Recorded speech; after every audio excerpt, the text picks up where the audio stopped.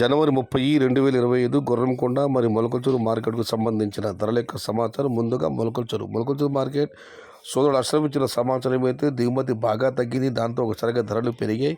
ఇక ధరల విషయానికి వస్తే ఫిల్టర్ పొడికాయలు అన్క్వాలిటీ మినహాయిస్తూ ఉన్నాయి. టమాటాలు 200, 170, 180 ఇవన్నీ క్వాలిటీ లేవు. క్వాలిటీ ఉన్న కాయలతో సామర్థ్యం కోసం రూ. 250 చారుముద్ర 250 దగ్గర నుంచి 330, 340, 350 టాప్ అండ్ టాప్. అక్కడక్కడ మాత్రమే 1-2 లాట్లు రూ. 400.